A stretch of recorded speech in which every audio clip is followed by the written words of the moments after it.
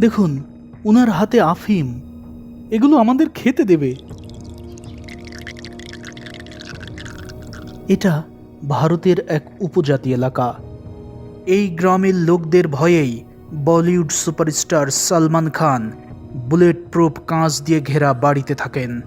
এমনকি তাকে গুলিও করা হয়েছে। আমাদের সামনে কোনো ক্ষমতাবানই টিকতে পারে না, আমরা এটা হতে দিই না। এটি এমন এক জনপদ যেখানে একটু ভুল করলে আমারও জীবন চলে যেতে পারে। হ্যাঁ দর্শক, বেঙ্গল ডিসকভারির পর্দায় আজ আপনি এমন এক অজানা সত্য জানতে যাচ্ছেন যা আপনি এর আগে হয়তো শুধুই শুনেছেন, কিন্তু আজ আমি আপনাদের জানাবো ঘটনার পেছনে লুকিয়ে থাকা আসল ঘটনা। আর এর জন্য আমি এসেছি ভারতের এমন এক প্রাচীন গ্রামে যেখানে বাস করে বিষ্ণয় উপজাতিরা, আর সেখানে যেতে হয় রীতিমতো সাফারি গাড়ি ভাড়া করে।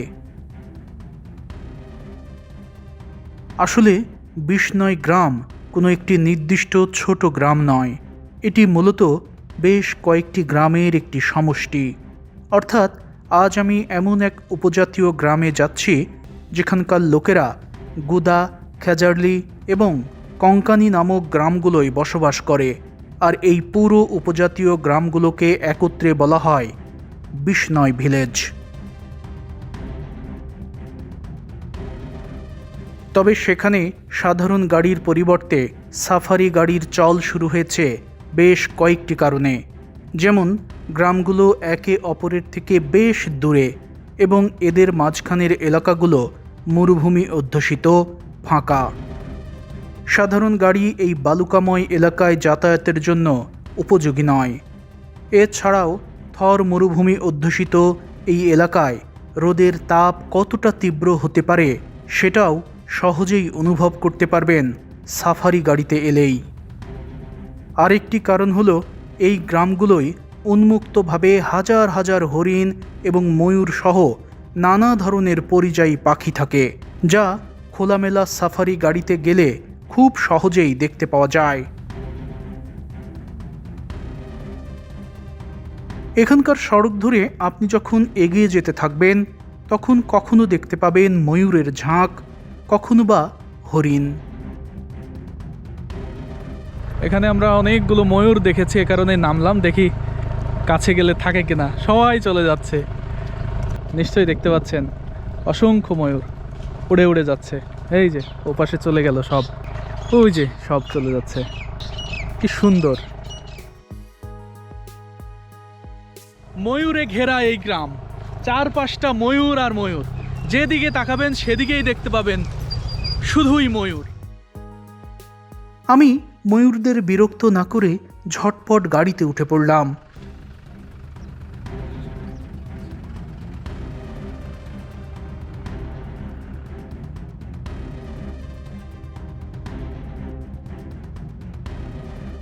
এখন এখানকার রাস্তাগুলো পাকা হয়েছে, তবে কবছর আগেও এগুলো বালুকাময় রাস্তা ছিল।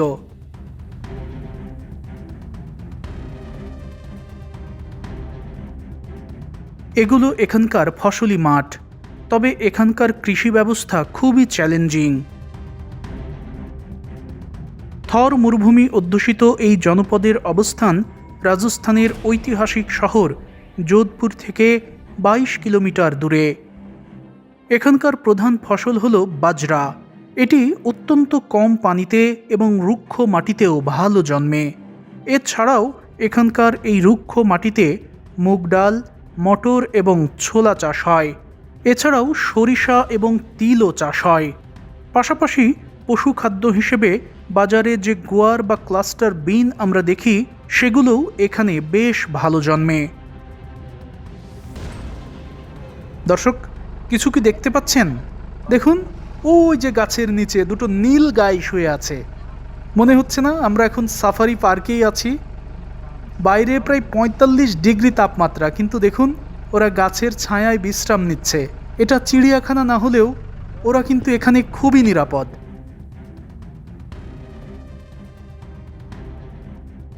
হ্যাঁ দর্শক, এখানে এলে আপনার মনে হবে আপনি হয়তো প্রাচীন যুগে ফিরে গেছেন, যেখানে বন্য প্রাণী আর মানুষ পাশাপাশি বাস করে।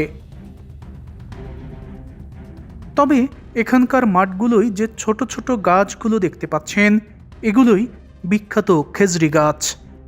এখানে নীল গায়ে যে গাছের ছায়ায় বিশ্রাম নিচ্ছিল, সেটাও ছিল এই খেজরি গাছ। খেজরি গাছ মরুভূমির কৃষি ব্যবস্থার জন্য আশীর্বাদ। এই গাছের শেকড় মাটির অনেক গভীর পর্যন্ত পানি শুষে নিতে পারে। এছাড়াও এর পাতা ঝরে মাটিতে মিশে গিয়ে প্রাকৃতিকভাবেই জমির উর্বরতা বৃদ্ধি করে। বিষ্ণয়রা এই গাছকে অত্যন্ত পবিত্র মনে করে। তবে শুধু এই গাছই নয়, এখানকার প্রতিটি গাছই বিষ্ণয়দের কাছে দেবতা তুল্য। যতদিন গাছের পাতা সবুজ থাকবে, ততদিন এরা কোনো গাছই কাটে না। যে কারণে এই এলাকা মরুভূমি অধ্যুষিত হলেও এখানকার রাস্তাঘাট, ফসলি জমি সব জায়গায় দেখতে পাবেন গাছ। বিষ্ণয়দের ধর্মই হল প্রকৃতি রক্ষা।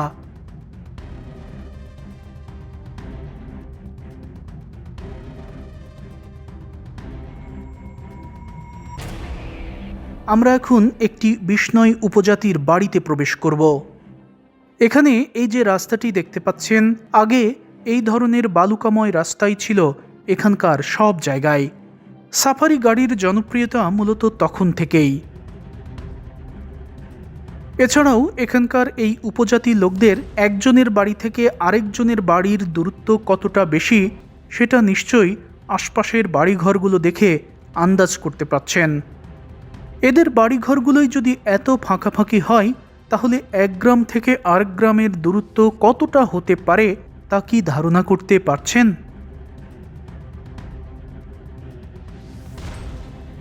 আমরা এখন এখানকার বিষ্ণয় উপজাতির বাড়ির দুয়ারে পৌঁছেছি।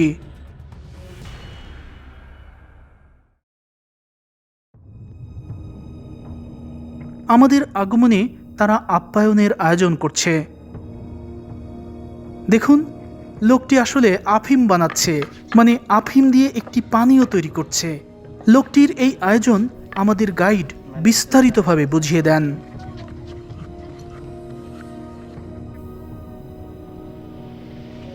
আসলে এখানে এভাবেই অতিথিকে আপ্যায়ন করা হয়।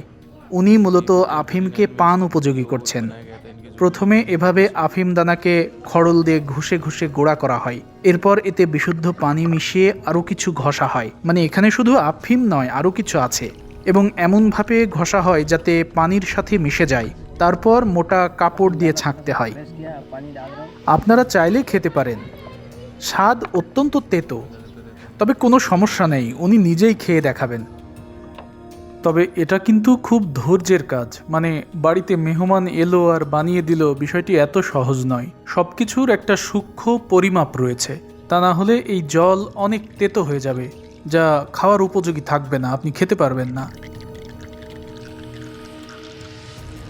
আমরা বিয়ে শাদির সময়ও এটা অতিথিকে দিই। এটা ছাড়া আমাদের সব কিছুই অসম্পূর্ণ।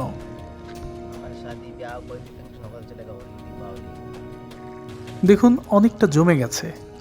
এটা আসলে ফিল্টারিং করা হচ্ছে, আর এটা শেষ করার পর শুরু হবে মন্ত্রপাঠ। তারপর এটা তিনি খাবেন।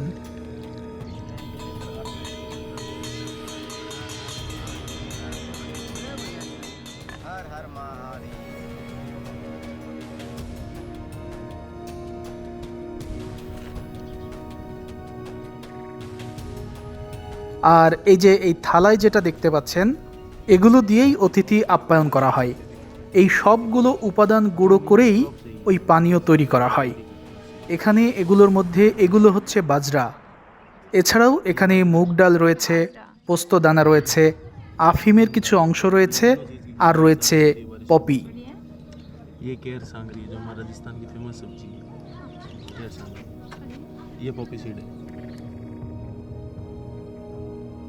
হ্যাঁ দর্শক, উপজাতীয় এই বাড়িতে প্রবেশ করার পর আমরা রাজস্থানের আদি গ্রামীণ চিত্র কেমন ছিল তার একটা ধারণা পেয়েছি। রাজস্থানের লোকেরা আদি আমল থেকেই পাগড়ি ব্যবহার করেন, মরুভূমি অধ্যুষিত এই এলাকায়, যা তাদের বাহিরের তাপমাত্রা থেকে রক্ষা করে। আপনি এখানকার রাস্তাঘাট, বাজার, মোড় যেখানেই যাবেন সেখানেই দেখতে পাবেন বয়স্ক লোকেরা বিশাল বিশাল পাগড়ি পরে বসে আছেন।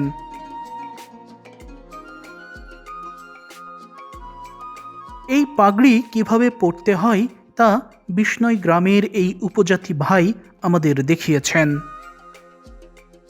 এখানে মোটামুটি 18 থেকে 19 হাত কাপড় রয়েছে, যা এভাবেই তারা পেঁচিয়ে পেঁচিয়ে মাথায় পরিধান করেন।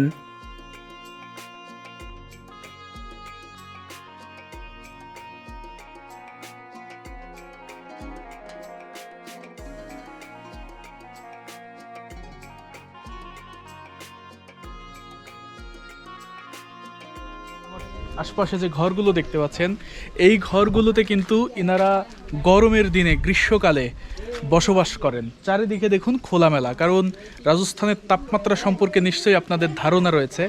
এই ওপরে বিভিন্ন রকমের খড় জাতীয় বিভিন্ন জিনিস দেওয়া হয়েছে, ঘাস জাতীয় কিছু দেওয়া হয়েছে, এভাবে ছাদ করা হয়েছে। আর চারিদিকটা খোলামেলা রাখা হয়েছে। এখানে ওনাদের যে বিছানা সেটা পেতে তারা ঘুমান। এবং এই যে এই সাইডটা, এই যে এইটাও কিন্তু শোবার ঘর।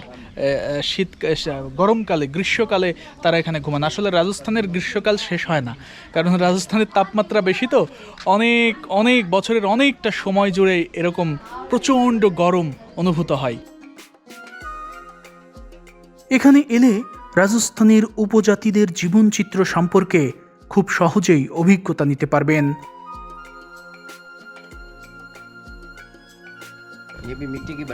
এটা মাটি দিয়ে তৈরি করা, কূপের তলদেশের মাটি। এখানে এই যে দুটো খাটিয়া দেখতে পাচ্ছেন, এগুলো পাট জাতীয় বিশেষ সুতা দিয়ে তৈরি। এই ধরনের খাটিয়া পেতেই আমরা রাতের বেলা আকাশের নিচে শুয়ে থাকি, দিনের বেলাতেও গাছের নিচে বিছিয়ে আমরা বিশ্রাম নিই।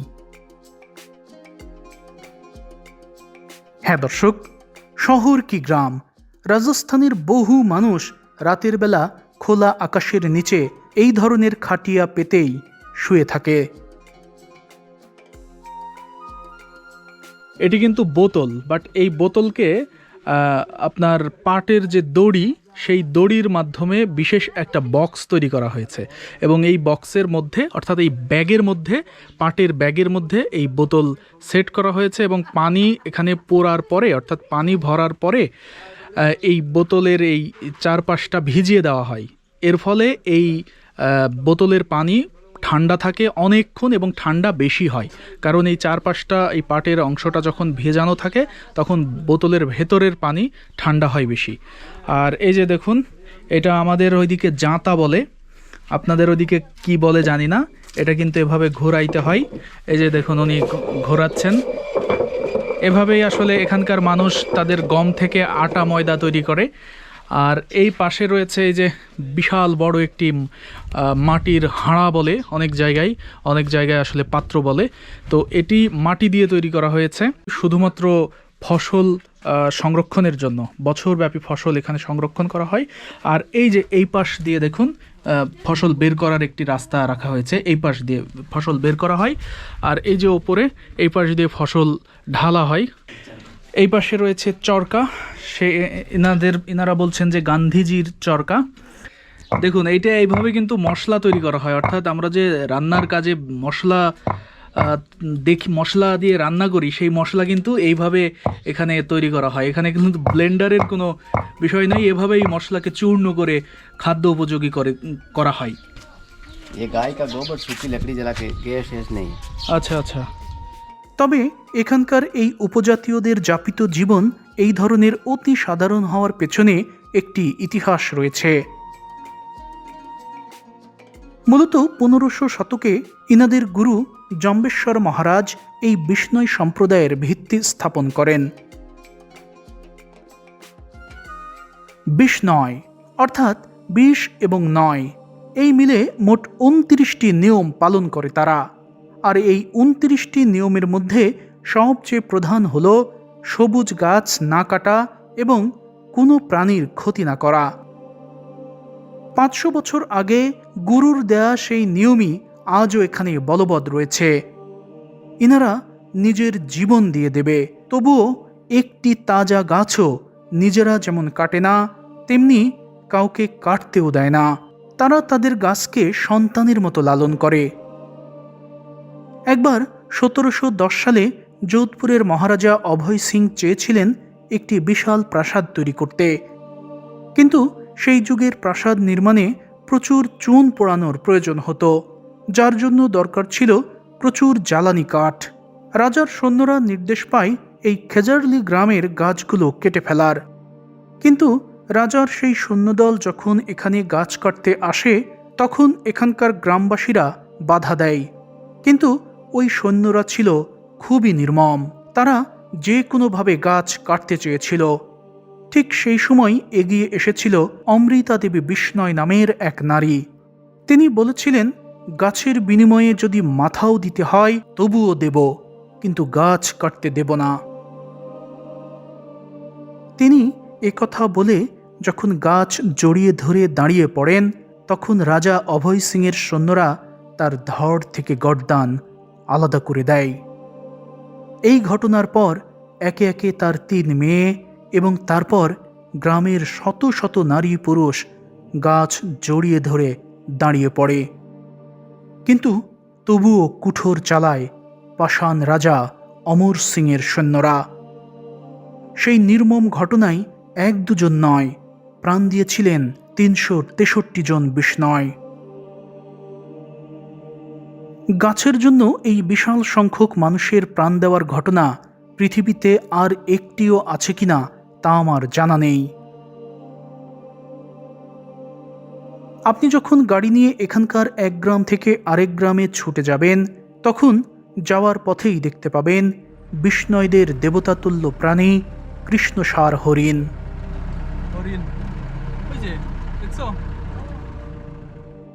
হ্যাঁ দর্শক, এগুলোই সেই হরিণ যার সাথে বলিউড ভাইজান সালমান খানের জীবনের একটি ঘটনা জড়িয়ে গেছে।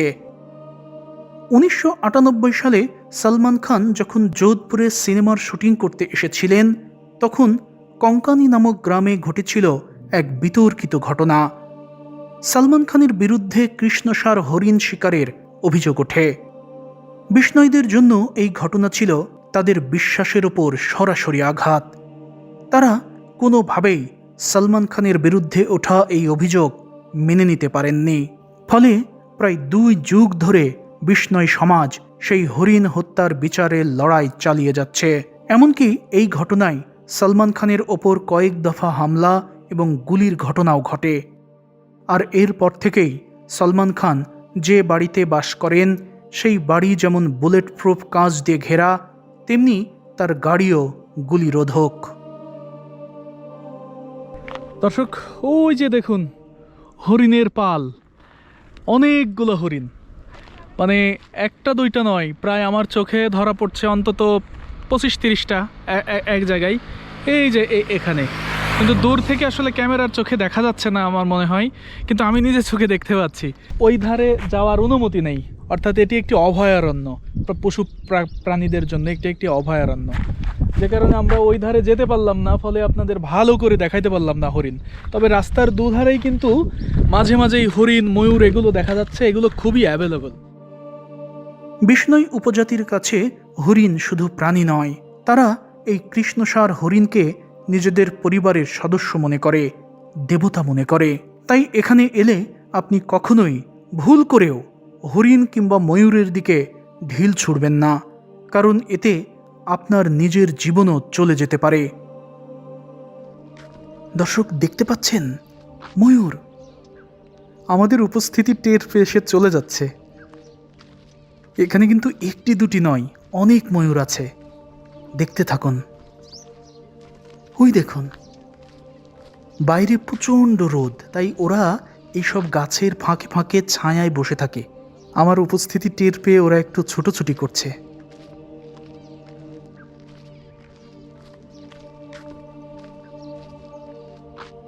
এটা সত্যিই একটা দারুণ ব্যাপার। আমি এই ধরনের গ্রাম এর আগে কখনোই দেখিনি।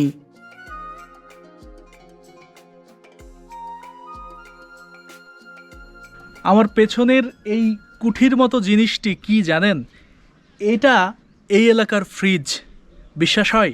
এটি কিন্তু ফ্রিজ, খাবার ঠান্ডা রাখে।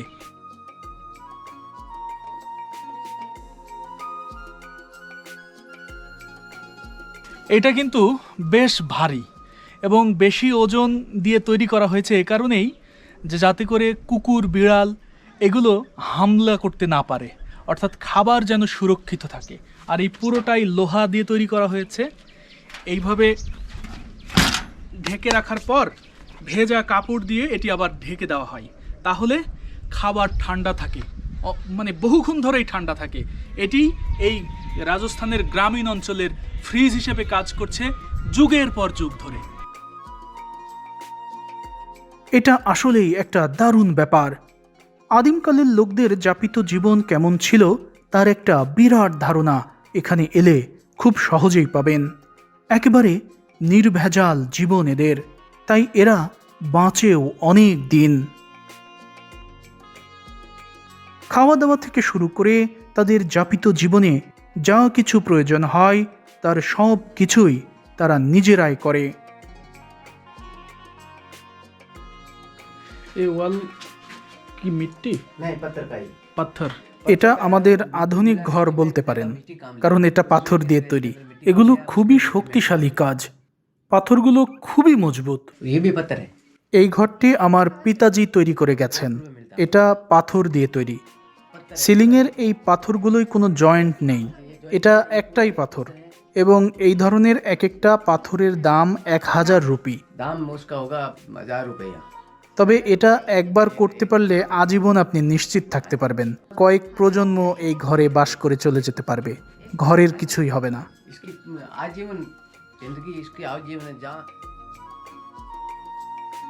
হ্যাঁ দর্শক, আমরা এখানকার গ্রামীণ জীবনের বেশ বড় একটা অভিজ্ঞতা নিয়ে যখন বিষ্ণয়দের আরেকটি গ্রামে যাওয়ার প্রস্তুতি নিচ্ছিলাম, তখন বাড়ির বাহিরে এসে দেখি বেশ কয়েকটি গাভী গাছের নিচে শুয়ে আছে।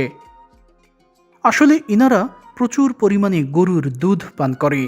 ইনাদের প্রত্যেকটি খাবারের সাথেই ঘি অথবা মাখন থাকে, যে কারণে এখানকার প্রত্যেকটি বাড়িতেই গাভী রয়েছে। আর এর মধ্য দিয়েই আমাদের শেষ হয় বিষ্ণয়দের একটি গ্রাম ভ্রমণ। তবে পরের পর্বে আমি এমন কিছু দেখাবো যা আপনি কোনোদিনও দেখেননি। বেঙ্গল ডিসকভারি, বইয়ের পাতায় যা পড়েননি সেটাই পাবেন এখানে।